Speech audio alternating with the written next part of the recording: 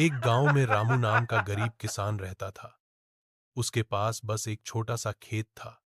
दिन रात मेहनत करता, लेकिन फिर भी पेट भर खाना मुश्किल था। एक साल सूखा पड़ा, फसल बर्बाद हो गई।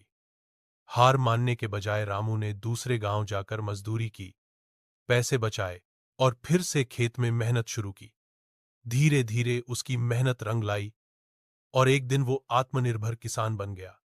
बिल्कुल, इमरान जफो, चलो मैं इस कहानी को थोड़ा और लंबा और डिटेल बना देता हूं, जिसमें गाँव की जिंदगी, उसका त्योहार, लोगों का रिश्ता और छोटी छोटी खुशियां भी दिखाई जाएं। एक गांव की पूरी कहानी। एक छोटे से गांव में हरियाली और पेड़ों की छाया के बीच रामू अपने परिवार के साथ रहता था। रामू के पास ज्यादा जमीन नहीं थी, लेकिन उसका दिल बड़ा था। वह सूरज निकलते ही खेतों में काम करने निकल जाता और शाम को थक कर घर लौटता। उसकी पत्नी गीता घर संभालती और बच्चों को पढ़ाई के लिए तैयार करती। गांव में लोग हमेशा एक दूसरे की मदद करते। अगर किसी के घर में कमी होती तो पूरा गांव मिलकर मदद कर देता। रामू के घर में भी कभी कभी फसल कम होती तो गांव वाले अनाज और बीज में मदद कर देते।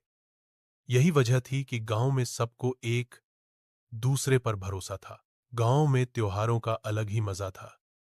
मकर संक्रांति पर लोग अपने खेतों की फसल का उत्सव मनाते। होली में रंगों और गीतों से पूरा गांव रंगीन हो जाता और दीपावली पर घर घर में दीप जलते और मिठाइयों की खुशबू से हवा महक उठती। रामू के बच्चे इन त्योहारों का बेसब्री से इंतजार करते। एक साल गांव में सूखा पड़ गया। खेतों में पानी कम था और फसल सूखने लगी।